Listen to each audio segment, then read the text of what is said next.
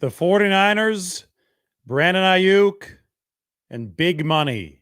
This is the full Intel show. Welcome in. It's Thursday evening. The news that everyone had been agonizing to reach, to receive, to hear, to see, to consume over social media. That news is here. Brandon Aiyuk has signed with the San Francisco 49ers. 4 years, $120 million. It's worth $30 million per year on the surface, $76 million in total guarantees. But we're only scratching the surface right now. I've got a lot of information to bring you over the course of however long we're going to sit here and talk about it. I'll answer some of your questions.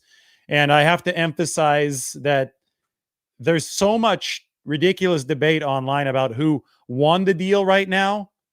We don't have the needed details to know who won the deal, but we do have interesting clues. So I'm going to play some detective work. I'm going to explain how the complicated finances of the NFL and the salary cap work. I'm going to spin this forward to talk about Trent Williams and Brock Purdy. And I'm going to take this back 24 hours to John Lynch talking yesterday at the Players for a Purpose event on the very same field where the 49ers are going to host the Jets on September 9th, and Brandon Aiyuk will be in uniform. Listen to John Lynch talking yesterday because I want to play a video from the past, and then I want to play a video from even further back in the past that actually is a video that's perfect for the present. This training camp on who we don't have here, we'll take care of that business, but I'm focused on what we do have here. Debo, and I see these guys work every day, and I know what's about to go down this season. These guys have put in the work, they've committed.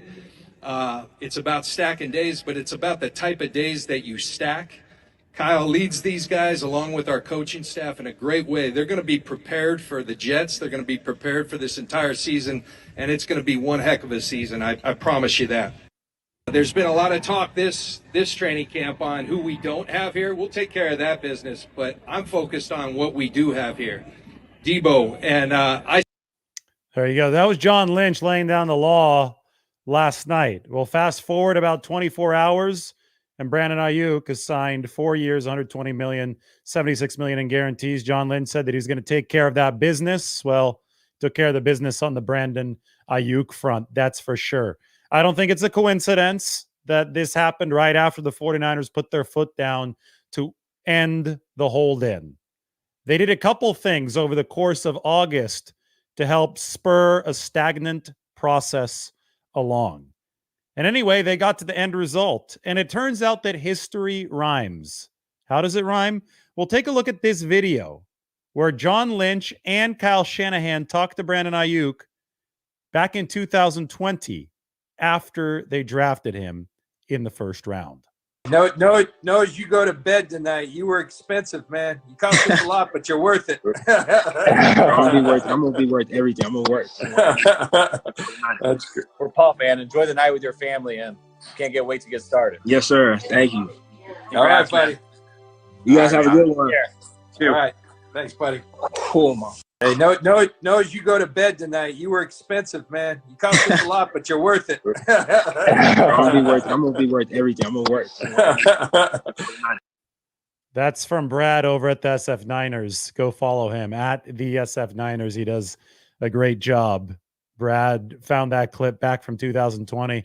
The night that the 49ers drafted Brandon Aiyuk. They're teasing him about how expensive he was because they had to trade up to get him in that 2020 first round. Who would have known that that was foreshadowing for what was going to happen a good 4 years later when the 49ers had to pay up to re-sign Brandon Aiyuk. Now, again, these are the rudimentary details that are up on the screen, but we're going to have to get way, way more into the weeds with this as time passes. What's going to be key is the fully guaranteed money. We don't know the fully guaranteed money. Total guarantees are different than full guarantees. I can illustrate how total guarantees and full guarantees are different if we go to Over the Cap. Our good friends at Over the Cap are excellent as far as charting a lot of this information. And you could see that Brandon Aiyuk's new contract is not yet up here, but we can see there's a column for total guaranteed money which includes guarantees for injury. And we can see there's a column for fully guaranteed money, which is a stronger guarantee because it includes guarantee for anything. It's a guarantee for skill. So Justin Jefferson, we're going to sort by fully guaranteed money. Justin Jefferson leads the league at 88.7 fully guaranteed. Look how far ahead he is of everyone else. CeeDee Lamb at 67 million, Tyreek Hill at 54, AJ Brown at 51, Calvin Ridley at 47 million per year.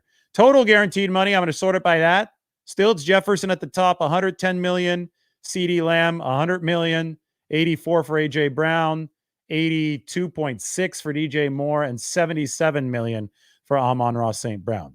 So where does Brandon Aiyuk fall on both of these scales? Well, we only know one of them. 76 million in total guarantees, okay? Looks like he falls right at, that's number 6. Jalen Waddle, 76 million in total guarantees. 1 million below Amon-Ra St. Brown, who's at 77 million in total guarantees. The total guaranteed amount is typically correlated with the fully guaranteed amount. What do I mean? Well, if Jalen Waddle has 676 million full total guaranteed, you could see that Jalen Waddle has 35.6 or 36 million fully guaranteed. Amon-Ra St. Brown, 77 million total guaranteed, and he's got 34.7 million fully guaranteed. So as you can see, the ratio is relatively constant between the total guaranteed money to the fully guaranteed money for both St. Brown and Jalen Waddle. So that leads us to the question about Brandon Aiyuk. People asking me to zoom in. I'm going to try. I guess I can, but it's just really hard. I'm hopefully me just reading it worked there, because if you zoom in, maybe we could see it a little bit better here. Problem is, if you zoom into a spreadsheet that I didn't make, occasionally this might be readable, so I hope so. Anyway, total there's this. Mike, give me a thumbs up if this is better. But you can see Amon-Ra St. Brown's number right here, and you could see Jalen Waddle's number right here. It's not here. I could highlight it, and you could see the fully guaranteed numbers right here. They're mid 30s in fully guaranteed money, mid 70s in total guaranteed money. All we know for Brandon Aiyuk is the total guaranteed money, which is also mid 70s. So if the proportion here is similar once we learn the fully guaranteed money, then it's going to be mid 30s in fully guaranteed money. However, this is where the big twist comes in. I actually think that Brandon Aiyuk's fully guaranteed money is going to be significantly above Amon-Ra St. Brown's fully guaranteed money and Jalen Waddle's fully guaranteed money. Why do I think that? Well, because one of the reports today said that 47 million will be paid between now and April 1st, 2025 to Brandon Aiyuk. So within the course of the next 8 months, he's going to get $47 million, which implies that there's a ton of fully guaranteed money coming Brandon Aiyuk's way. So this is where there's an irony, but this is the irony that the 49ers and Brandon Aiyuk have been able to ride to a deal. In the NFL,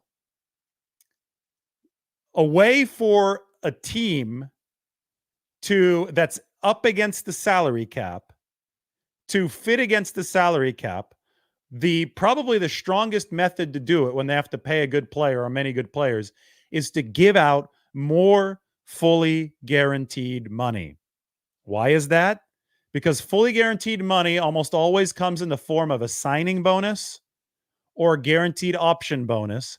And if it comes in either of those two forms, where it's hitting a player's bank account very quickly, it stretches out against the salary cap. I can show you here. We're going to go back to what I projected for Brandon Aiyuk's contract back in April. And I will say that it's probably going to look a lot like what I projected as far as the structure of the deal goes. Fully guaranteed money is extremely powerful if you are willing to pay it. This is Brandon. This is the article that I wrote about Brandon. I'm going to put it up on the screen right now, and I have the actual details that I projected all those months ago. They're up on the screen. As you can see here, I proposed a big signing bonus of $30 million and a guaranteed option bonus of $20 million. But the cap hits of both of those bonuses were stretched out over 5 years. So what happened in my projection, we don't have the exact numbers for Brandon Aiyuk's new deal yet, so we just have to use this projection and use the clues. But what happened here is the 49ers were actually able to lower his salary cap hit earlier on, and they're able to stretch the financial damage out into the future. Now, as far as the impact for Brandon Aiyuk, he got his money sooner in my proposed deal. And it sounds like he's getting his money sooner in the deal that he actually got today. $47 million hitting the account between now and April 1st, 2025. In the deal that I proposed, Brandon Aiyuk would be set to make about $50 million between now and April 1st, 2025. So the deal I proposed had $50 million upfront for Brandon Aiyuk over the first 8 months. The deal that the 49ers, and that I wrote that, what you just saw, this came out 4 months ago. What the 49ers just finalized with Brandon Aiyuk is at $47 million between now and April 1st. So that's the great irony in the NFL, is that the team that is pressed up against the cap can actually orchestrate a salary negotiation victory by guaranteeing more money. And that's where the win-win comes from, because the player also benefits from more guaranteed money. I suspect, based on some of the clues that I've seen, including that $47 million mark, that the 49ers and Brandon Aiyuk have hit a win-win. And the 49ers have done it because they have not been afraid to spend. I mean, there's so much else that we look at, but take a look at the 49ers' history in terms of spending. The 49ers have now awarded 9 big contracts this regime, if we're judging relative to position. All have ranked number 1 at their respective positions, except the 2 wide receiver deals. Kyle Juszczyk, 2017. And, you know, we could say 10 now because Christian McCaffrey needs to be on this list. I get it. It was a renegotiation, so it wasn't technically a new contract, but hell, let's include Christian McCaffrey on this list as well. So we'll say 10. Can't forget Christian. But Kyle Juszczyk, 2017. Jimmy Garoppolo, 2018, top of the quarterback market. George Kittle, 2020, top of the tight end market. Trent Williams, 2021, top of the offensive line market. Kyle Juszczyk re-signing in 2021, again, top of the fullback market. Fred Warner, 2021, top of the linebacker market. Deebo Samuel, 2022, top of, well, not the top. He's bolded for a reason. Deebo Samuel, 2022, near the top of the receiver market, not quite there. Nick Bosa, 2023, top of the receiver, defensive line market or the defensive market. And Brandon Aiyuk, 2024, not at the top of the receiver market, near there, but not quite there.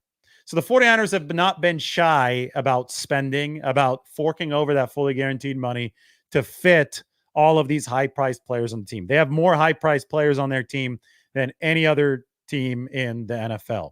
But one interesting caveat here is that the 2 players who were not at the top of their respective position groups here are Deebo Samuel and Brandon Aiyuk. And those are the 2 receivers in this group. So obviously the 49ers philosophically are showing here, by putting their money where their mouth is, the lack of money where their mouth is, that they value strength in numbers at the wide receiver position. It's not just about one player, especially at that position. They realize that in Kyle Shanahan's system, to make this operate at completely full efficiency, you've got to have multiple targets performing multiple different roles. And Deebo Samuel is a fantastic bulldozer. Brandon Aiyuk is a great X receiver. Brandon Aiyuk is there to beat the man coverage. Deebo Samuel's there to run over the man coverage. Both of those guys can destroy opposing defenses, but they can absolutely detonate opposing defenses if their talents are put together. And then if they find a way to commingle those talents with George Kittle's, with Christian McCaffrey's, with Jawan Jennings, with there's so many examples on this 49ers offense. You can go down the list, about 10 names, but Brock Purdy is the one that ties everything together. So the 49ers are willing to spend big on multiple pieces in the wide receiver room. That was one of the worst takes that I'd ever seen over the course of this offseason. No, it's impossible to spend big on two receivers. Now, you just can't spend absolute top of the market money on either of the two receivers. But if you spend tier 2 money on them, like right below that top tier, I know CeeDee Lamb is at 34 million a year. Justin Jefferson's at 35 million a year. Well, now Brandon Aiyuk, he chimes in at 30 million a year, and we'll look at the fully guaranteed money. It's going to be significantly below both of those players because they were at 88 and 67 respectively.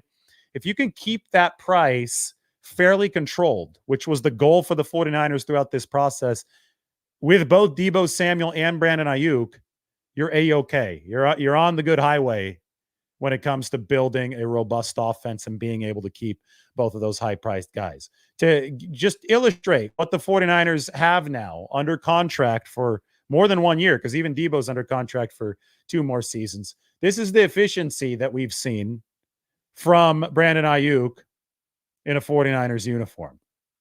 Separation grade is on the x-axis. This is from PFF. And catch point and yak grade is on the y-axis. So a lot of times it's not fair to compare Brandon Aiyuk's stats to Justin Jefferson's and CeeDee Lamb's because he's playing for a better team. So there's more, to be distributed. You have to get the ball to Christian McCaffrey. You have to get the ball to George Kittle. You have to get the ball to Deebo Samuel. So it's going to be hard for Brandon Aiyuk to compete with some of the biggest names in football at the receiver position in terms of raw numbers. But when you do it on a per play basis, separation grade and catch point and yak grade, you want to be further to the right and further up on this chart. Look where Brandon Aiyuk was last year. So this is a no-brainer. The 49ers wanted to retain a player who gave them this kind of efficiency. If you want it in simpler numbers, Brandon Aiyuk averaged the highest yards per completion of any receiver in football last year. But if you want the more complex numbers, well, he's an outlier on the upper right. Now, I talk so much about the totality of the 49ers offense and the fact that they have both Deebo Samuel and Brandon Aiyuk now successfully in tow under lucrative second contracts. Take a look at this. Success rate when targeted on the x-axis, so you want to be further to the right. And then average yards after the catch over expectation on the y-axis, so you want to be further up to the top. Well, Brandon Aiyuk has an amazing success rate when targeted. That shows you how important he is to Brock Purdy. Way, way off to the right. Outlier in that regard. The chemistry between Brock Purdy and Brandon Aiyuk is off the charts, literally so. He also is good in terms of yards after the catch. He's above the horizontal delineating line, which means the average in the league. But there's a player who's on a different planet in terms of yards after the catch, and that is Deebo Samuel, way up here. So the 49ers, between Brandon Aiyuk and Deebo Samuel, have a pair of outliers. A guy way up here and a guy way up here, and Ayuk's an outlier in his own regard on this chart, way up in the upper right. Deebo Samuel's an upper right guy here as well, but Brandon Aiyuk is worlds ahead of everybody else. Those are two extremely important ingredients of the top offense in football. And you could see why it was important for the 49ers to re-sign both Brandon Aiyuk and Deebo Samuel. I've been talking about this all offseason. I don't think the 49ers could be too happy about me putting this graph up there all season. I'll share a story with you now that the contract negotiation is finished. But there was a day last year, late in the season, where I popped open this chart on the phone with Brandon Aiyuk at the very upper right, and I was in the locker room. And I walk up to Brandon Aiyuk and I say, hey, I think you need to have a look at this. And so he takes my phone and he starts looking at it, and I zoom in on it. I show him what the x-axis means and what the y-axis means. And Brandon Aiyuk at his locker sees his name and that 49ers logo in the very upper right above all those other receivers. And obviously this was far before the contract negotiations got started in earnest and far before they were finally completed today. But he just started grinning and he started nodding his head. Brandon Aiyuk knows how good he is. I think the 49ers know how good he is. But the reason that this was a difficult negotiation is because I don't think there was any disagreement in the building about how good of a receiver Brandon Aiyuk is, how well he fits with Brock Purdy, how good of a blocker he is. I mean, he's awesome away from the football. I don't think there was any disagreement there. But there's a difference between fair market value and the value of a contract and the structure of a contract that a good team like the 49ers can afford. For as much as people tell you that the salary cap is fake and all this and all that, it's very real. I've explained it so many times, but you could exercise flow control with the salary cap. And flow control looks a little bit like this, like my proposed contract for Brandon Aiyuk. You could spread cap hits into future years. You can make sure that you're balancing the water coming out of the faucet in a way that makes sure that each individual sink and each year has its own sink as far as salary cap space goes. You can make sure each individual sink does not overflow. But at the end of the day, if too much water comes through the faucet, it doesn't matter what kind of flow control you practice, a sink is going to overflow. So the 49ers knew how good Brandon Aiyuk was, and they wanted to keep him on the team. Obviously, that's been the goal throughout this whole process. But they also knew that, boy, we let a lot of water into the sink last year with Nick Bosa. We're going to have to let a lot of water into the sink next year with Brock Purdy.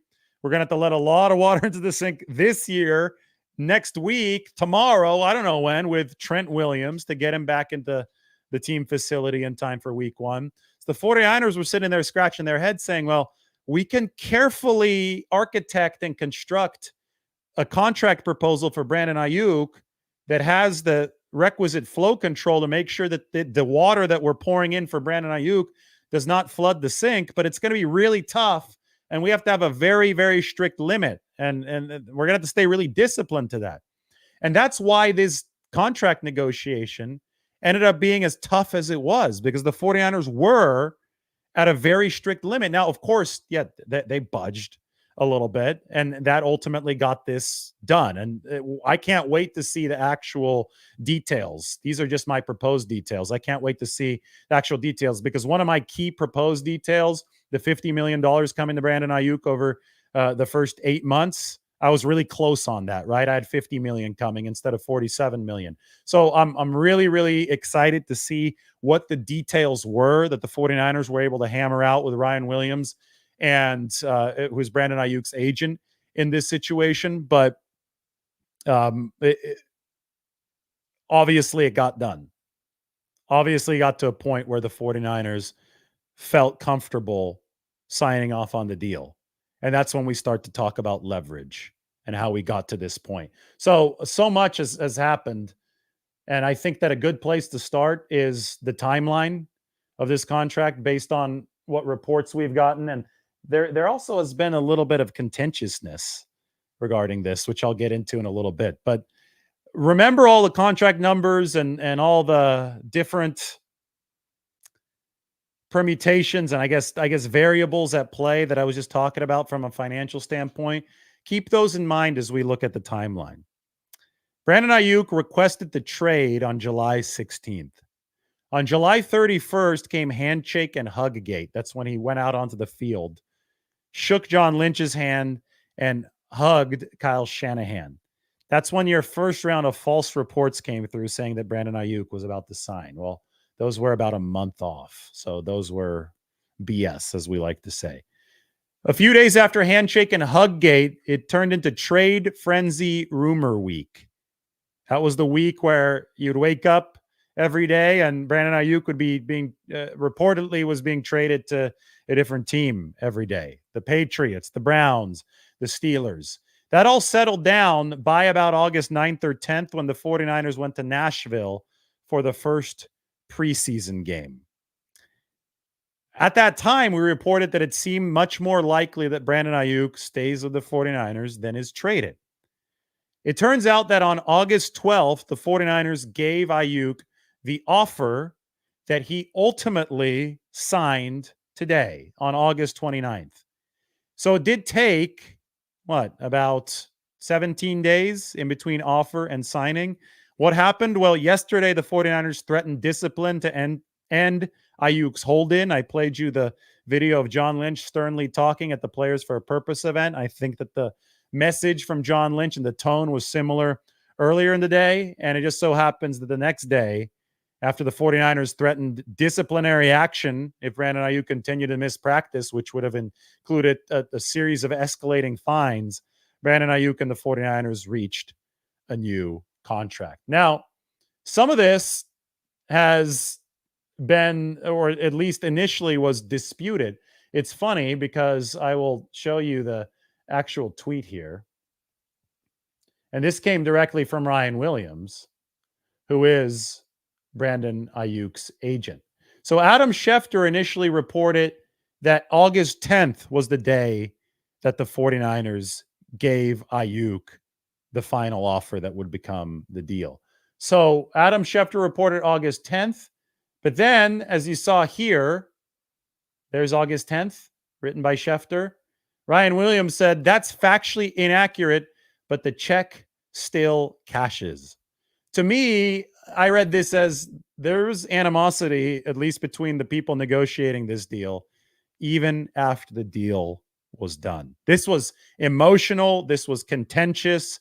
It obviously involved a period of August where Brandon Aiyuk, the 49ers fulfilled Brandon Aiyuk's trade request, but then he said no to the trades the 49ers set up. That really frustrated the 49ers inside their building. There was a sense that Aiyuk was trying to have his cake and eat it too. The 49ers put their foot down to make sure that that wouldn't happen. And basically at the end of this, I do think that there are some bruises.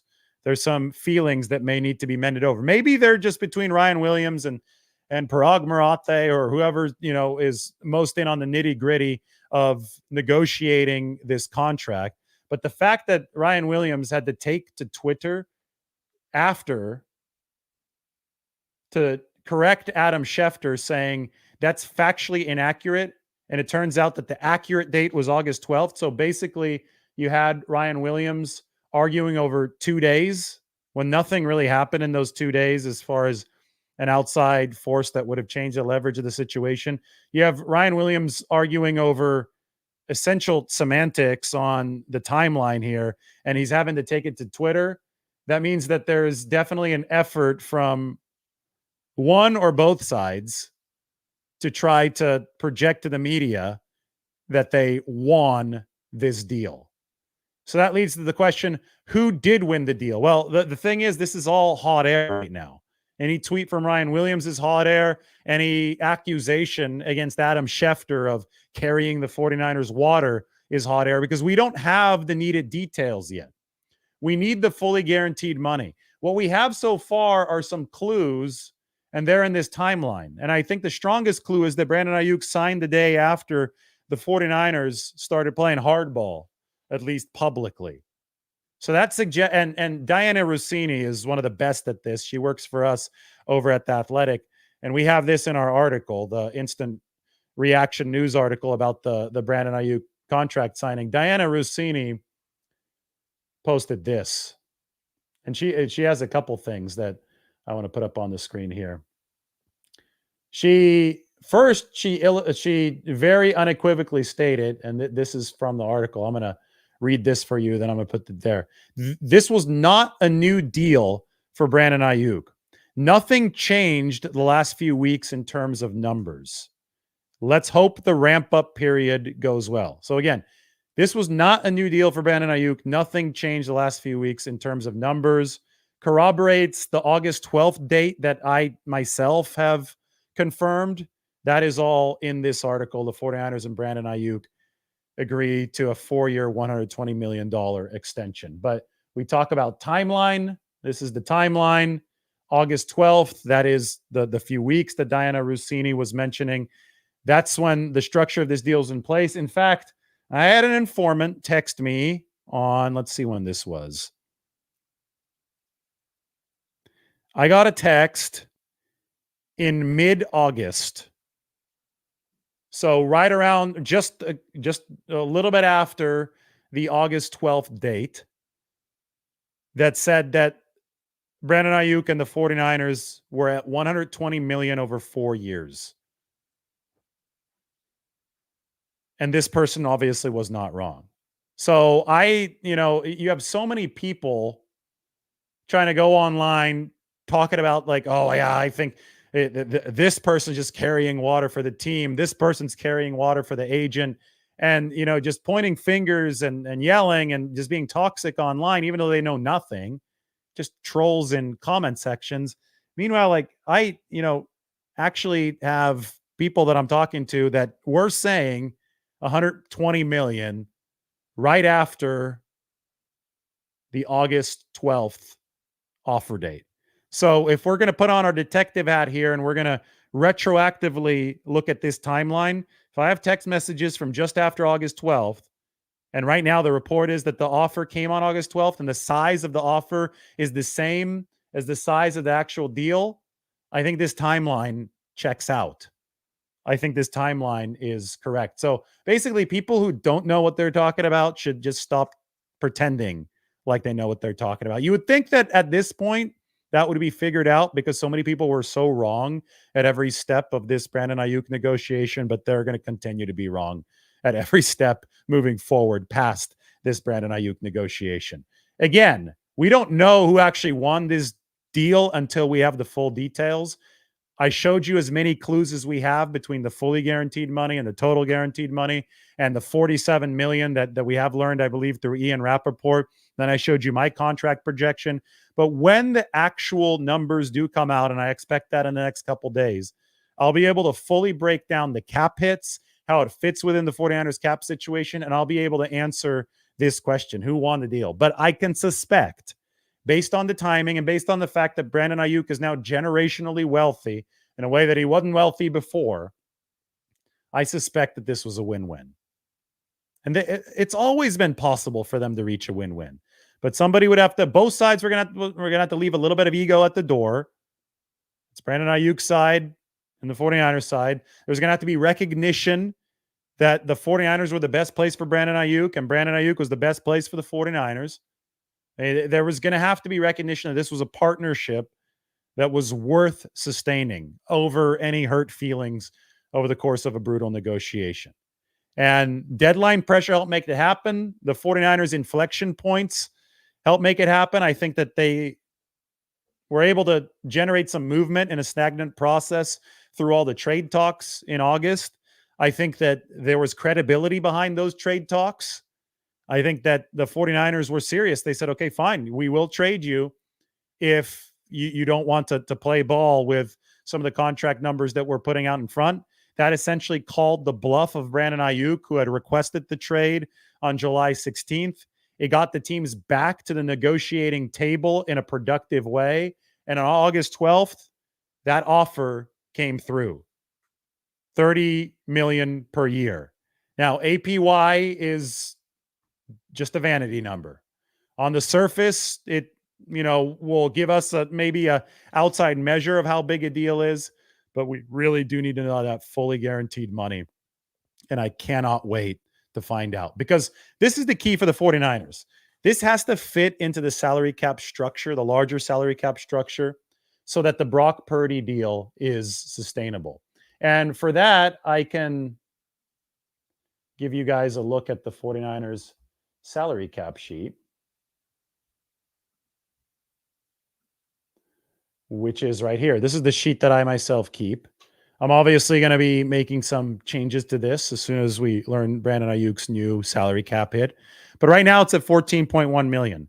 If they go the way of downsizing the hit early on and backloading the contract, then that means that you could lower the salary cap hit to about 8 million this year. That was my prediction. So if it's at 7 or 8 million this year, you open up about 7 million or so of space. That increases your available number to about 22 or 23 million. You carry over what you don't use. So 20 million on top of next year's. This is 2025 now. That makes about 40 to 43 million dollars of space. But you don't have Brock Purdy paid yet under these parameters. You also only have 31 players under contract. I guess I could put Brandon Aiyuk onto next season's books right now, but I can't put the number of Brandon Aiyuk yet because we don't know the actual number for next year. But why don't you join me for this ceremonial induction of Brandon Aiyuk into the 49ers 2025 salary cap sheet. As soon as I know the number, I will put it in there and we'll be able to calculate things. But everything regarding the 49ers financial behavior has had to revolve around being able to keep the team together after they inevitably pay Brock Purdy next year. They have always, throughout this Shanahan-Lynch era, been about sustainability, about stockpiling as many good players as possible, paying as many A-listers as possible, but keeping it salary cap sustainable, surfing the wave of the rising salary cap, pushing some of those payments into the future like a zero interest loan. I keep on going back to this, but this is exactly what it looks like. Surfing the wave of the salary cap through the amortization, which is the proration of guaranteed signing bonus money. That is how you hit a win-win.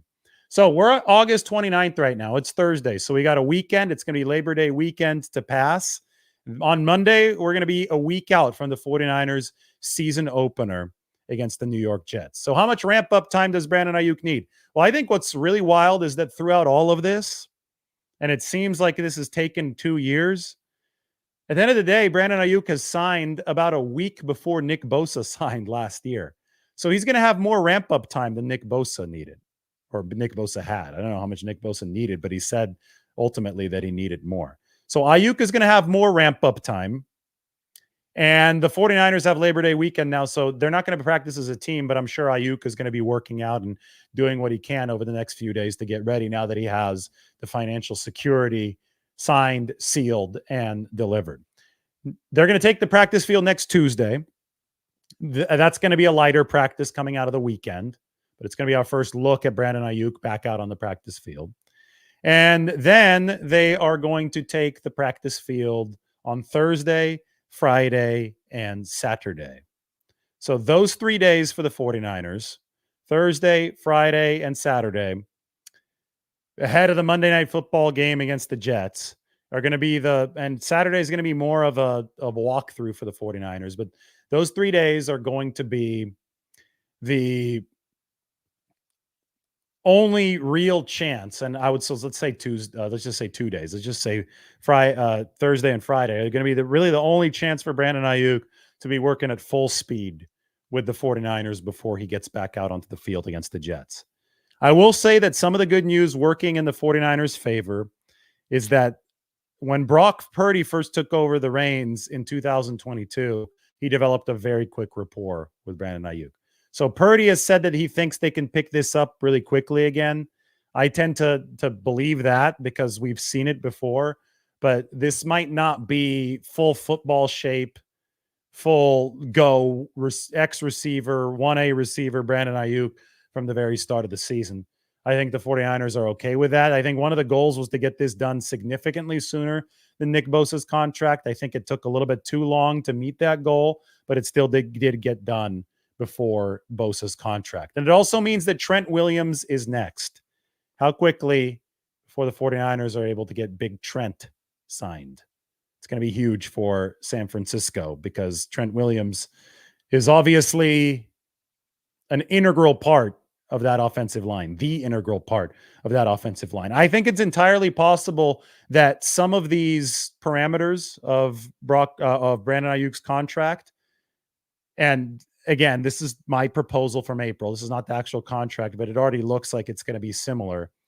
I think that some of these parameters needed to be ironed out with Brandon Aiyuk, not because the 49ers didn't have enough money without it, because they have plenty of cap space to execute both of these deals, but so they can fit the Trent Williams contract and the tricky structure there into their longer term plan so they can satisfy their main key, which I've put back on the bottom of the screen, fit into salary cap structure so that the Purdy deal can be sustainable. That key applies not only to the Brandon Aiyuk contract, but to the Trent Williams contract as well. We had another cool little piece of intel from Diana Ruzzini. I could zoom in closer on this. The 49ers were willing to trade Brandon Aiyuk if they could get a top flight wide receiver to replace him, which makes sense because they're trying to get better. They're not trying to get worse. They're trying to win a Super Bowl this year. They offered a third-round pick to Denver for Cortland Sutton and then would have dealt Aiyuk to the Steelers, but the Broncos declined the offer. So Brandon Aiyuk stays in San Francisco. The 49ers' preference was always to just keep Aiyuk because why? Well, look how good Brandon Aiyuk is. He's an upper right guy, as you can see right here. So the preference was to keep Aiyuk, but if they were not going to be able to thread the needle with this contract, if Brandon Aiyuk was going to keep on saying, no, I need, closer to Justin Jefferson and CeeDee Lamb type money, then the 49ers said, okay, fine. If we can't, it wouldn't have been the first time that the salary cap derailed a partnership. It's happened to the 49ers before. It wouldn't have been the first time. So the 49ers said, fine, if that's the case, if Brandon Aiyuk does not want to come aboard, then we'll facilitate a trade. And it sounded like they facilitated a trade they would have been okay with the Cleveland Browns, the second round pick, the fifth round pick, and Amari Cooper. But Brandon Aiyuk said no to that trade. So then the 49ers said, okay, well, where would you be okay going? And he said the Pittsburgh Steelers. The problem is the Steelers weren't willing to trade a player in return to the 49ers, and the 49ers wanted a top flight wide receiver in return. Makes sense. I feel it's good management. You don't want to let your team get worse in the short run when you're knocking on the door of a Super Bowl. So the 49ers were trying to bring in a third team. That was the Denver Broncos, and that would have been Cortland Sutton coming over from the Broncos, but they turned down the 49ers offer of a third-round pick. Fascinating stuff, but it all ended up at the place that was the most likely. And the place that was the most likely was a deal with Brandon Aiyuk to stay with the 49ers. So now we're going to wait for the fully guaranteed money. We're going to be able to tell who won the deal later on. I think that there's a good chance this was a win-win based on the timeline and based on the information that we have so far. Trent Williams is next, but before Trent Williams, we've got a 49ers Q and A. So why don't we start hearing the good questions? And I'm going to hop into the comment section to check it out. Boom. 49ers Q and A. It's ready to go.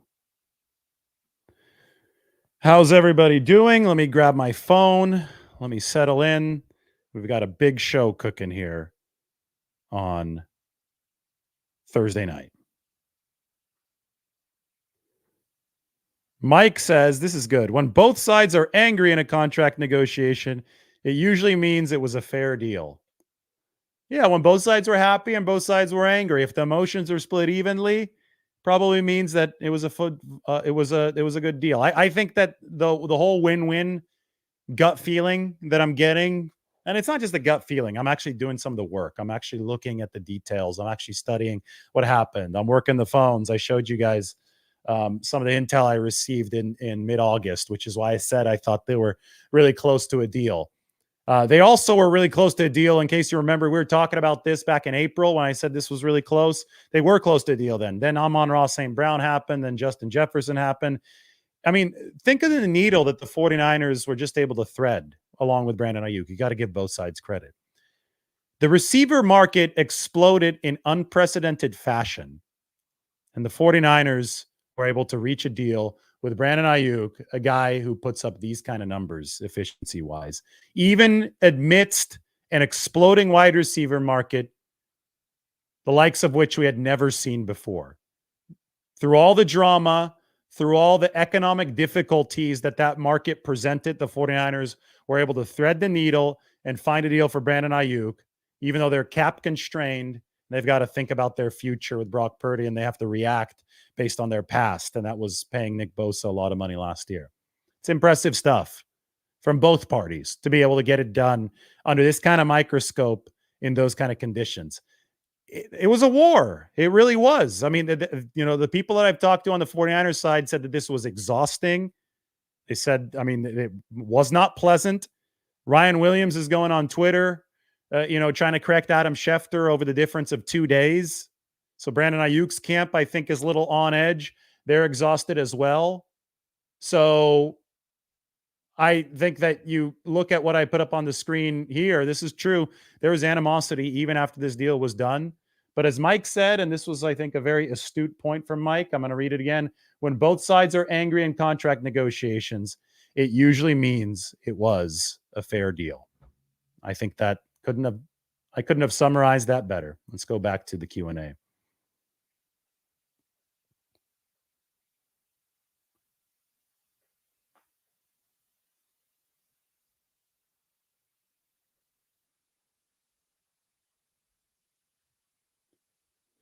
There's a lot of questions, by the way. I opened this up and there was 700, which is why it's taking me a little bit longer to scroll through some of these.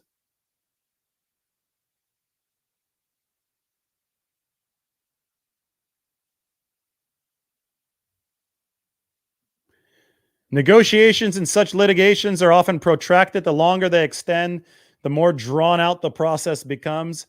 It's merely a practical demonstration of corporate law in action.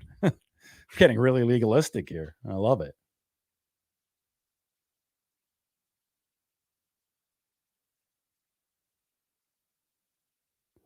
Martin says, what good is having Aiyuk if Purdy has no time to throw in the pocket? Okay. I mean, that's a very simple, common way of looking at it. I get it. You need to have the offensive line to protect the quarterback so he can throw. But it's a two-sided thing.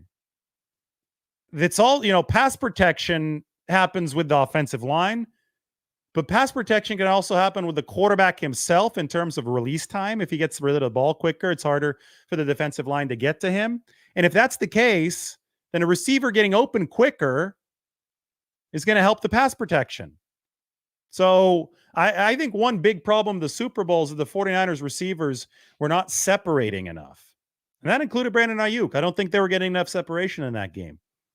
Does that mean Brandon Aiyuk can't separate? No, I think that's just you tip your hat to the Chiefs. Chiefs had a really good secondary last year. 49ers think they may have the best secondary in football this year. I should actually share that article with you today. It's the one I wrote. We could close the Brandon Aiyuk contract now. We can talk about what I wrote about right before the news dropped, as timing would have it. This is it. Returns of Talanoa Hufanga and Isaac Yiadom boost what the 49ers think could be the NFL's best secondary. So there you have it. 49ers think that they may have overtaken the Chiefs with that addition of Yiadom, Rock Ya-Sin.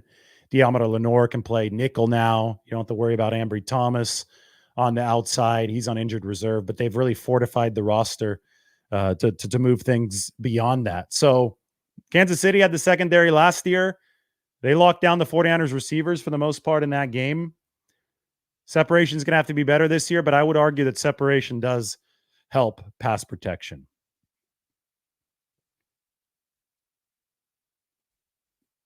This is true that Brandon Aiyuk was open on the third down then of overtime. It's not like football games are complicated things. It's not like, oh, he wasn't open all 60 minutes. I just think that there was really good coverage from Kansas City for most of that game.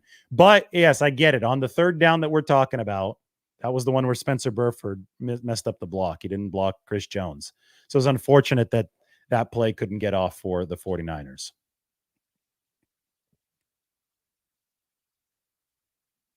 Can the 49ers still pay Trent Williams? I honestly don't think that this Brandon Aiyuk situation broke the 49ers salary cap situation. I think that when you look at the timeline, you look at the 49ers leverage, you look at the guaranteed money, and you look at the ability to prorate that guaranteed money, if it's falling in line almost identically with what I projected back in April, it probably is cap sustainable for the 49ers. I think they ultimately got what they wanted in this Brandon Aiyuk negotiation. I think he got what he wanted too. I think he was able to get that pot sweetened toward the end. But the 49ers, that's just how win-wins work in the NFL. More guaranteed money means a bigger proration, which means both the player and the team, if the team is willing to fork over that cash, and you could ask Jed York if he's willing to fork over the cash. I think he is. That means that both sides can win.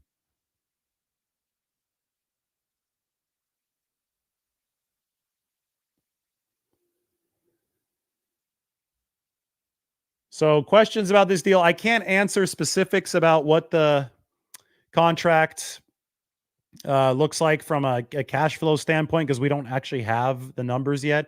I promise you that as soon as that comes out, I will delve into the specifics for you.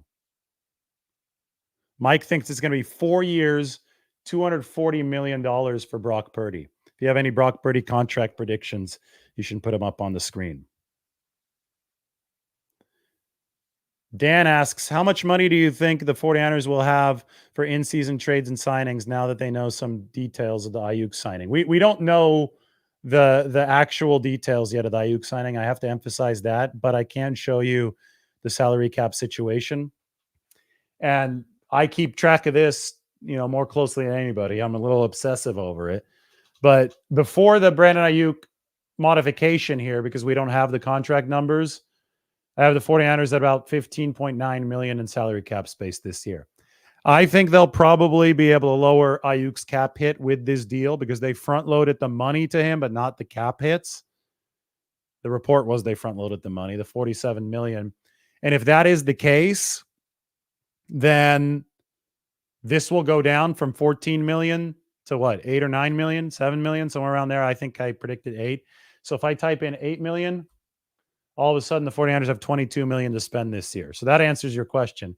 How much do they have for in-season trades and signings? I think they're going to have about $20 million. Whatever they don't use, they can carry over to next season. And they will be excited to carry it over to next season. Good questions. Very, very good questions.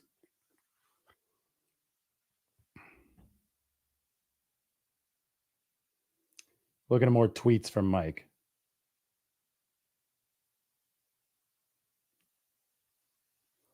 How's Brandon Aiyuk celebrating his contract extension? By supporting college football and hanging out at the Sacramento State Hornets football game. Sac State is playing San Jose State. And Brandon Aiyuk is in the house. That's cool. Kirsten Moran Keller covers the 49ers. Does a good job. Tweeted that. Neat. Mike, if we can use that, then send it to me. If we can't, then I won't use it. But that's neat. I like that. He's on the field down at San Jose State.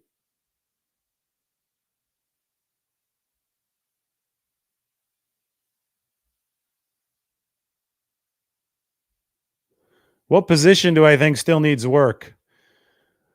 Well, I'm about to delve into a 53-man roster breakdown. I feel since there's over 1,000 of you watching, you deserve the hardest work that I can produce right now. So we're going to go into a 53-man roster breakdown in just a couple minutes. You may have to let me get some water between now and then, though. But I think that since the show's already going, it's a special day. We've been waiting for months to report on this news. We can get into that 49ers 53-man roster breakdown. Yeah, we got 1,000 viewers. Smash that like button if you're on here. I'm going to get the roster ready so that we're good to go. It's going to be kind of a depth chart situation. And we go there and we could see how Brandon Aiyuk and the deal affect the look of the 49ers roster. 49ers 53-man roster, Brandon Aiyuk signing impact. Boom. So smash that like button, and we're going to get started on this next part of the show. You guys got to give me like 20 seconds to kind of chill as I've been talking for 54 straight minutes about this. So I'm just getting a couple ducks in a row, and then we'll go from there.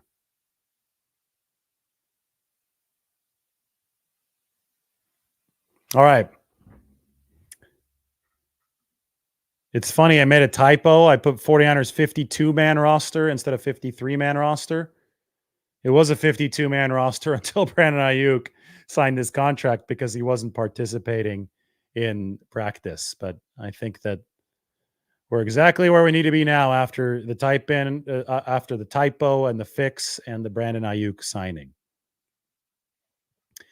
So here's a 49ers 53-man roster analysis. Just a couple days after the 49ers finalized their 53-man roster and included Brandon Aiyuk on it, but he was an inefficient part of that roster because he was holding in. Now the hold in is over because Brandon Aiyuk has signed for 4 years, 120 million with 76 million in total guarantees. Now we need to know the fully guaranteed money before we can actually judge who won this deal. It does appear on the surface to be a win-win based on some of the clues that we've gotten. But the biggest win comes from the 49ers 53-man roster. That's the salary cap impact for San Francisco. I'll replace it now with the 53-man roster look, which I'll zoom in on. But first, we want to look at the big picture. The big picture, Brandon Aiyuk is no longer shaded in blue, the darker blue. That signified the hold-in. We could zoom in on that receiver position, and we could see that that receiver room is looking very, very strong for the 49ers, especially if Ricky Pearsall can sustain good health. He's back at practice now wearing the blue non-contact jersey. But since we're talking about Brandon Aiyuk, we will start with the receiver room. And we can talk about the sheer efficiency of this. Brandon Aiyuk is one of the best X receivers in the game. If you don't believe me, look at this. Brandon Aiyuk is in the top right. Further to the right, further up, he is an outlier. Guess who else the 49ers have? You want to be top right here, or you at least want to be very extremely high up the y-axis or very extremely to the right off the x-axis? Well, they have Brandon Aiyuk as an outlier. They've got Deebo Samuel as an outlier because of his yak producing ability. Both of those receivers are superstars in their own right, and both of those receivers lead the 49ers room on the 53-man roster. They re-signed Jauan Jennings this offseason. He's one of the best blocking receivers in football, runs great routes, he separates, just a dependable guy, a guy that you want on your team and you hate playing against. So Jauan Jennings is part of that roster as well. Chris Conley is Brandon Aiyuk's direct backup. So we no longer have to talk about Chris Conley having to start games, but we can talk about Chris Conley delivering as a gunner. He's one of the best gunners in the NFL last season, especially in the playoffs. Had a hell of a Super Bowl for San Francisco. Ricky Pearsall is icing on the cake for this 49ers receiving room. So is somebody like Jacob Cowing, who replaces Ray McCloud and is probably going to be the starting punt returner. But when it comes to offensive impact, Ray McCloud was a gadget weapon. I think Jacob Cowing could be something a little bit more than that because he's got a thicker frame. But if you add Ricky Pearsall and Jacob Cowing onto this trio, I think the 49ers are already looking at a better receiving room than the one that they had last season. And the receiving room they had last season was good enough to spearhead the number one offense in NFL. It's important to remember that Brock Purdy, as an elite quarterback, is somebody that can make the receiving room better. He made him very good last year. He can make him even better this year. And the receiving room, it's a symbiotic relationship, can also make Brock Purdy better. You've got a speed threat like Cowing, and then you just have extra stacked insurance like a Ricky Pearsall. The great news about Pearsall and the way that the 49ers can approach this is that they don't have to rush him. They have Brandon Aiyuk back fully now. They've got Deebo Samuel. They've got Jauan Jennings. They've got Jacob Cowing. They have Chris Conley. Hell, they even have an emergency guy on the 53-man roster in Ronnie Bell. They also have Terrence Marshall, Tay Martin, and Trent Taylor. A lot of people excited about Marshall. I would pump the brakes until he gets acclimated into the system. It's more about who the 49ers have on this side of the 53-man roster. That is arguably the best receiving room in football. So why don't we move on to the next part of the 49ers 53. You guys want to go straight to quarterback? Yeah, I think we should go straight to quarterback. They were very happy about what they were able to do as far as retaining all the talent in the quarterback room. It's unclear who's going to be the two at this point. Is it going to be Dobbs? Is it going to be Brandon Allen? But more importantly, at least right now, the 49ers were able to keep 4 in the building. So that's Purdy, Dobbs, Allen, and Tanner Mordecai, who they waived and they brought back to the practice squad. There were definite concerns at the start of this training camp that the 49ers quarterback room had weakened significantly behind Brock Purdy ever since last season. After all, they lost Sam Darnold, who's going to start for the Minnesota Vikings. It's tough. Sam Darnold was a really good backup, played well for the 49ers last year. So they lost Darnold because they obviously couldn't pay him $10 million. That's the money that he was awarded by Minnesota. And they said, well, we're going to re-sign Brandon Allen. And we'll bring in somebody like Josh Dobbs at what, like $4 million a year? A lot less than Sam Darnold was making. And they knew that Dobbs had some upside, but they also knew that upside's not everything, that you have to learn the system, and that things might be kind of rough early on. And things were rough for Josh Dobbs early on. He's throwing high. He was missing guys over the middle of the field. I scratched my head at the start of 49ers training camp. But over time, Josh Dobbs really impressed us. He really impressed us over the course of games. He's a gamer. And Brandon Allen really impressed as well. Tanner Mordecai, enough to stay on the practice squad. The bottom line is that stockpiling quarterbacks is always a good idea. So as we go through the roster, 49ers got what they needed to do done at the cut down with the quarterback position. Then we move to the running back room. I think that by next Tuesday, we'll be taking Christian McCaffrey off of this injury report. He's been working back from the strained calf muscle over the course of the past several weeks, but he's the highest paid running back in the game. He's still the best running back in the game, and he's at the top of the 49ers room. Jordan Mason is now officially the 49ers running back 2. Elijah Mitchell done for the season, had to undergo hamstring surgery. And they've got a nice little insurance piece in Patrick Taylor Jr., who was with the Packers last year. Patrick Taylor, if you look at Patrick Taylor run, we saw him against Vegas. Guy runs really, really hard. But what I like most about him is that he's a great pass protector. And just that value alone as a running back, as long as they can be a replacement level runner, the pass protection alone, especially in front of a big quarterback investment like Brock Purdy, is very, very important. Taylor gives the 49ers a little bit of a floor in case Isaac Guerendo continues to fight through some of these muscle injuries. First, it was the hamstring. Now a little bit of a groin tweak for Isaac Guerendo. He's going to have to find a way to work through conditioning to keep himself available at the NFL level.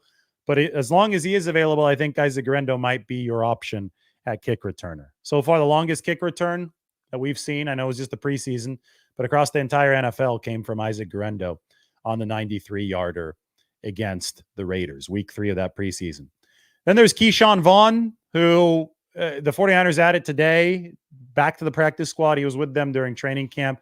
They needed a little bit more insulation after Cody Schrader got picked off of waivers by the Rams. I've given you Aiyuk and the receiving room. I would say, the 49ers have one of the best quarterbacks in the league in Brock Purdy. That's great. They probably have one of the best quarterback rooms in the league. I think they might have the best quarterback room in the league between Purdy, Dobbs, and Brandon Allen. That's a damn good quarterback room. They've got the best running backs room in the league because any room with Christian McCaffrey and decent depth, and I think that Jordan Mason is definitely decent depth. That qualifies as number 1. McCaffrey is that transcendent of a player, and I think they arguably have the best receiving room in the league with Aiyuk and Samuel and Jennings and Pearsall and Cowing and Conley. I mean, Conley is a heck of a backup X. So the first 3 units of this 49ers offense are loaded. And, the data supports everything that I'm saying. They were the number 1 offense in all football last year. All the efficiency metrics love the 49ers offense. The skill positions especially. George Kittle, he's at a skill position at tight end. He's the best in the game, especially if you combine the blocking. They really like Eric Saubert. They hope they're going to get a little bit more out of tight end too, receiving-wise this year. They're able to keep Mason Pline and Braden Willis on the practice squad. They've got Jake Tonjes now making the 53-man roster. It's a great example of a player who's subscribed to the system, developed, and earned himself a spot. So these 4 position groups, money for the 49ers. Somebody earlier on said, okay, what do they still need to work on? Well, the work isn't done here along the offensive line. These are some sobering statistics. The 49ers offensive line is ranked number 20 or worse in pass block win rate in each of the past, well, not yet. I'll put it this way. In 5 of the 7 years under Kyle Shanahan. They had 2 decent years pass blocking in 2021 and 2022. But it regressed again last season. 49ers need to be better in pass protection. Right now, they're still missing Trent Williams. So as much as we can talk about the impact of Brandon Aiyuk re-signing, the big left tackle is MIA on the left side. Maybe the terms of the Brandon Aiyuk deal help the 49ers finish the structure of the Trent Williams deal. But at this point, we just can't be sure. So Jalen Moore is in line to be the 49ers starting left tackle.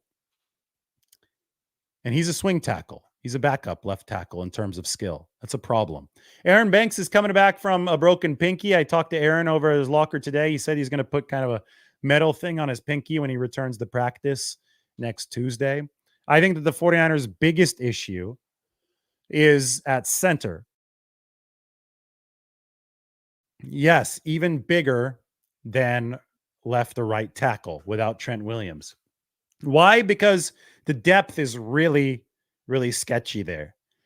And whereas you may be able to scheme some help for the tackle positions, you can't scheme help for your center. If the snaps are bad, if the timing is off, if the anchor is too weak, you're in massive trouble at the center position. Any 49ers fan who watched the 2020 season will remember this. It got really bad. Their season was derailed in Seattle when they were on their fourth or fifth string center. And the Seahawks were just blitzing the A-gap with Bobby Wagner time and time and time again. So that center position just has to have solid performance. You can hide at other spots for at least a short period of time. I don't think you'd hide at all at center. It's so important. Jake Brendel played good football 2 years ago. I think he regressed last year, and I'm interested to see what he brings to the table this season. I've seen some low snaps over the course of training camp, and I know he's dealing with knee tendonitis. So what will he bring to the table? And if he falters or if his knee is bothering him and he can't play, what's behind him? A lot of inexperience is the answer. John Feliciano's on injured reserve. He started a whole season at center for the New York Giants, but he's currently not available. He might be the guy later in the year, but for now, you'd have to rely on Nick Zakel. You'd have to rely on Ben Barch, maybe even Dominic Pooney, who snapped for Kansas in their spring game. He's played all 5 positions. So it's thin ice for the 49ers at center. I think this is the weakness in the entire roster, assuming that, Trent Williams obviously comes back after signing an extension or signing a rework deal with San Francisco.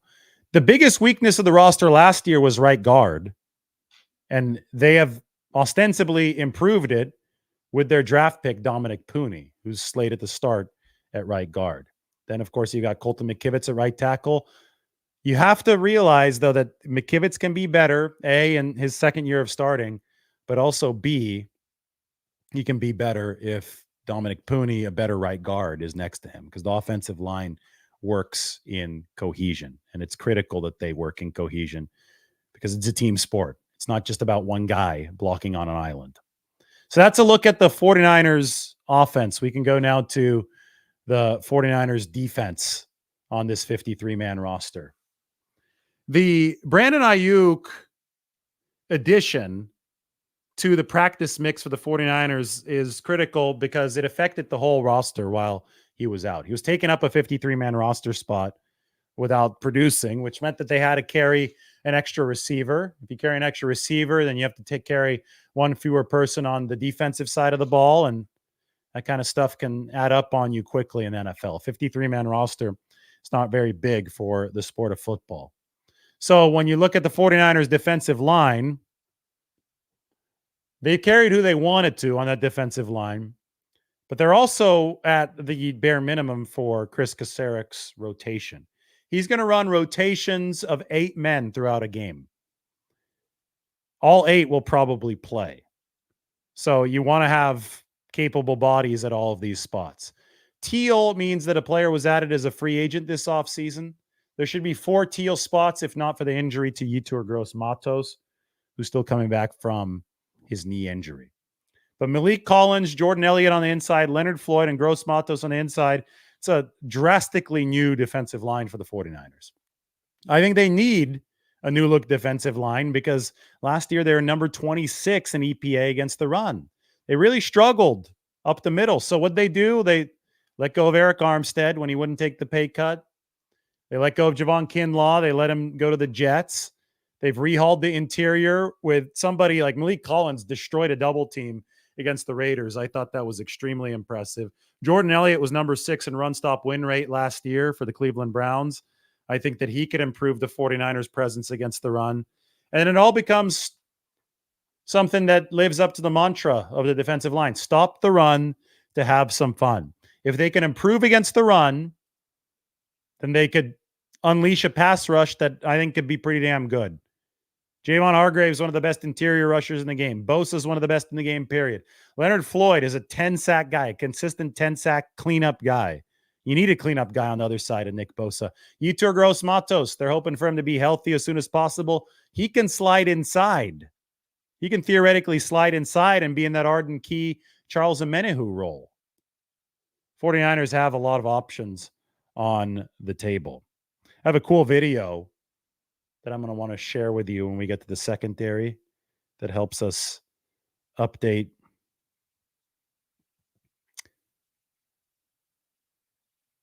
So the 49ers have managed, and this is just a little bit of intel for you. There's going to be very low cap hits for the first couple years of the Brandon Aiyuk deal. I have confirmed that at this point. So the 49ers have structured the deal the way that I expected them to structure it. And this is just a little interjection into my 49ers roster analysis. And I will show you, well, here, we need to go back to our Brandon Aiyuk contract analysis, but I have some intel for you. Low cap hits over the next couple years. So this is what I wrote, and this is how the 49ers structure all their deals. So this is not a big surprise.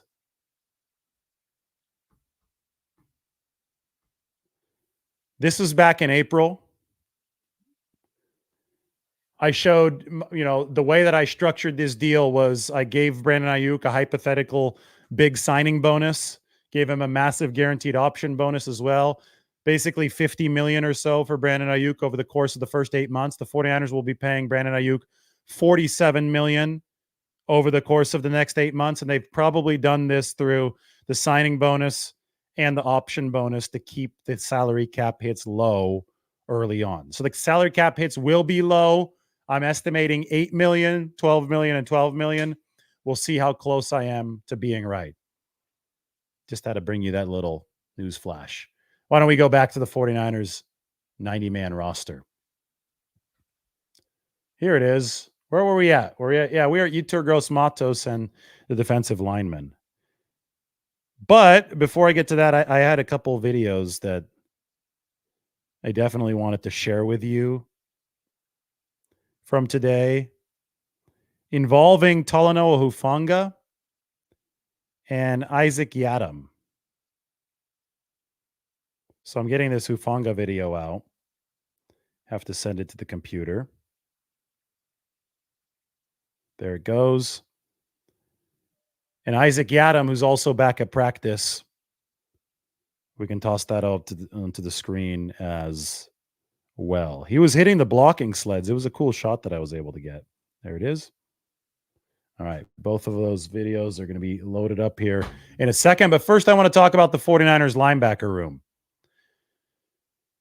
Their defensive line is a big TBD for me as far as how well are these guys going to gel together.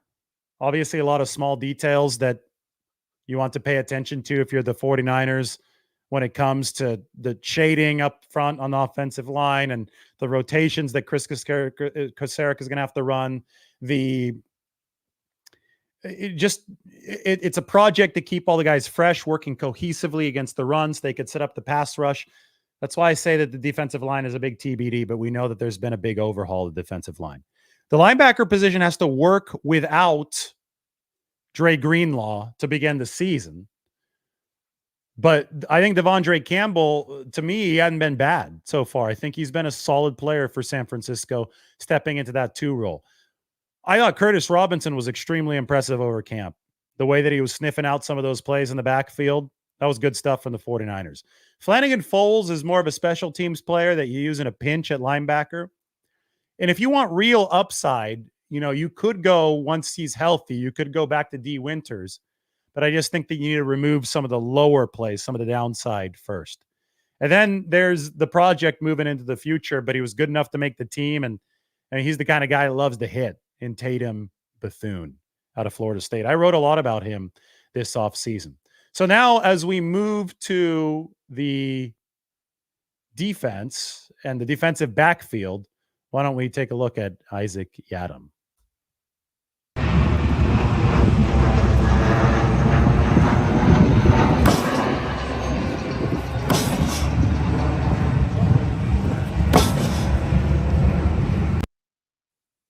Back from his ankle injury. Isaac Yiadom, a big addition to this football team. Because last year you had the problem in the Super Bowl. They didn't want to play Ambry Thomas outside. So Diamaro Lenore had to be outside, which forced Logan Ryan into nickelback, something the 49ers won't have to do this year because Isaac Yiadom can take over the outside spot. Here's a good stat for you. Charvarius Ward led the league with 24 passes defended last year. Isaac Yiadom was at 14, ranked number 12, and he played only half a season for the Saints. It's a really nice stat for Isaac Yiadom, which means they're going to have a lot of confidence playing that guy on the outside. And then ultimately, maybe even Renato Green takes a spot this year, the second-round draft pick. But Yiadom makes it such that the 49ers don't have to rush the rookie Renato Green, Tatum Bethune's former teammate at Florida State. We also got a look today at the returning all-pro safety for the 49ers. You may have heard of him. His name is Talanoa Hufanga. There he is, middle of the screen. His jersey's rolled up, jogging toward us. Unlikely that he's going to play against the Jets. And if he does play, if he's active, then probably not a whole lot. But I would think that the 49ers probably take their time with Talanoa. Still, cool stuff that he's back out there on the practice field. They can work Hufanga back because they're much deeper than they were a couple years ago when they lost Jimmy Ward at the start of the season. And they had to sign to Sean Gibson Sr. They've got Tracy Walker, who used to play for the Lions, was with them for several straight years. Tracy Walker should be able to give the 49ers some call-up depth from the practice squad. They've got Jair Brown. They've got George Odom. You know who else they have is Malik Mustafa. I should play my Malik Mustafa interview. Talked to Malik in the locker room today. I'm actually going to cue that up while we're talking about the safety position. This might have gotten lost in the shuffle today. But talk to Malik about a lot of cool stuff. And Malik, he's going to play sooner rather than later. He's a good player. It's going to be really, really tough to keep Malik Mustafa off the field. But you can just see how robust this secondary is. And, you know, I could go back to what I wrote today up on The Athletic. And this is based on a quote from Charvarius Ward. The returns of Talanoa Hufanga and Isaac Yiadom boost what the 49ers think could be the NFL's best secondary. Check this out. We're going to play the video with Malik Mustafa, our interview in the locker room. All right, Malik, so you have Dante Whitner on the schedule tonight to watch some tape. Oh, Ronnie Lott, I guess you met him a couple weeks ago, and it seems that, and this goes all the way back to when you were drafted, you talked about watching John Lynch tape. What is it about being able to watch some of these guys, Hall of Famers, great players in the past, that you try to take into your game? Yeah, just legendary players at the end of the day. You know, maybe can't play exactly the same how they used to play just because of how football is in today's game with the rules and everything, but just the mindset and instincts, you know, tenacity that they brought, I feel like just carrying that as a football player in itself is going to make you a better player. So definitely appreciate those legends, you know, how they formed the game, how they represented, and, you know, how can I, you know, make that and form that into my game as well. I thought one of the funnier lines I'd ever heard a rookie say after the draft was when you said you'd have to dust off some of the VCRs for John Lynch. Have you been able to dust off some of the VCRs, and what do you think about what you could take from his game or the way that he approached it mentally to apply it to yours? Yeah, just being able to see the whole picture. I feel like, you know, as a safety, he was the last line of defense, but being able to be the quarterback of the defense, you know, and just being able to, you know what's going on in front of you, guys in different spots, and, you know, how can you maybe pick up what the offense does before they play snaps, or, you know, get people aligned in order to play high, you know, fundamentally sound defense and execute at a high level. Think that, you know, he was part of a defense that was able to, you know, have a long impact on the game of football, and, you know, how can I, you know, be that anchor, and how can we all be on a, you know, line on defense to execute at a high level. You talk about John's ability to see the whole picture. It's only been a few months since you entered an NFL building, but now he's the GM, he's the boss, and part of his job, I guess, is to see the whole picture. Does that, fit with the duties of a safety? Can you see how he was able to move up from that position, seeing the whole picture on the field, to having to see the whole picture running an NFL building? Oh yeah, definitely. A lot of moving parts, and he was already prepared. Just being able how he carries himself, and people trusting his vision, and I feel like 49ers trusting what he's got going on, and we've done a good job here, and we're just scratching the surface of what we can really become, and it's always nice to even see him at practice. He's behind all of us. He acts like he's the back safety sometimes. Just watching everything unfold. So I'm appreciative of him, trusting me, like coming into this organization, and it's just me, being able to do my part, and being able to, just get better every day. Talanoa's back now. What have you been able to pick up from him now that he's actually at practice? I know he's probably not in team drills, but just him being out on the field, has that given you any added benefit over the past couple of days? Oh yeah, definitely, because his communication is awesome. Just we only don't play sound football when we're not talking. The big thing is that being able to communicate at a high level is how we're able to fly around and make plays. And with him, he's always over talking. He's always talking about what we're doing, what the offense is doing, who's moving, how can it affect our defense, how can it affect our coverage, and being able to just be ready for what's to come. And he's been doing that since the OTAs. Him just chopping up ball with me, things like that. So me as a rookie, just taking that and that approach into the season is going to help us keep elevating and keep getting to that end goal and getting the 6th championship. So he just has that mentality every day.